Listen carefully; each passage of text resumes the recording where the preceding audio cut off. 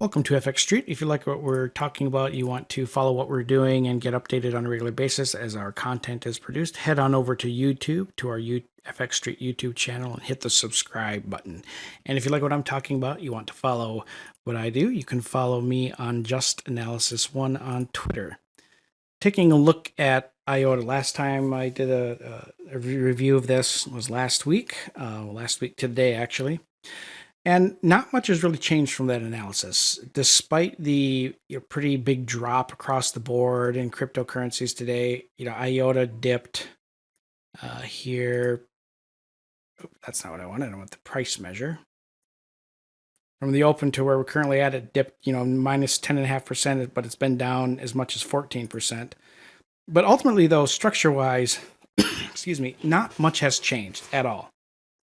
It's still testing the bottom of the cloud here, likely to find support. I mean, the current close is below. It's a little tricky here, but the long entry that we looked at last week, this is still the zone that we want to look at. However, it does move up a little bit because the cloud is up a little bit higher too, so the entry slides a little bit above by at 156, and the stop is the same around that 140 zone.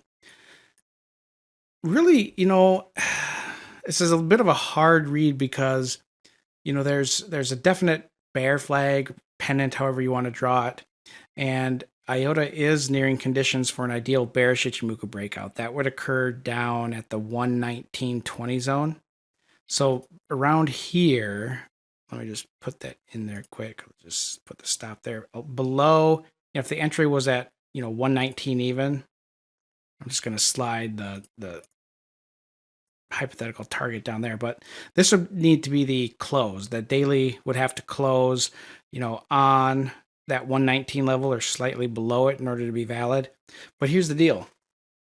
When you look at all of the other times that IOTA has kind of traded, away from the cloud, away from the Tenkan Sen and the Kijun Sen, it's always come back.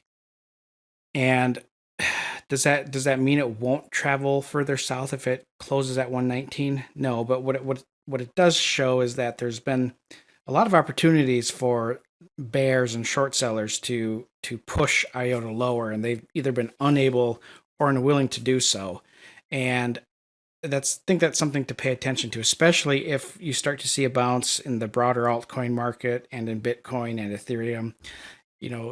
Downside risks begin to disappear for IOTA. It's inside the cloud, though. It's a place where trading accounts go to die. And so for right now, really still only looking at that bullish breakout because IOTA has lagged the rest of the altcoin market, and it does still have a lot of forward-looking opportunity for it to expand higher. So still looking at that entry that we've just adjusted around that 156 zone. The target is still going to be that 100% fib expansion at 252 or 253.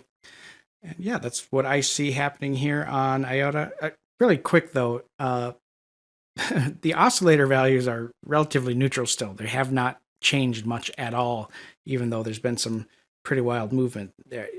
Yeah, IOTA seems relatively unfazed by everything that's happened today so far. But we'll update it and check into it as needed. Thank you for watching. Please don't forget to like, comment, and subscribe.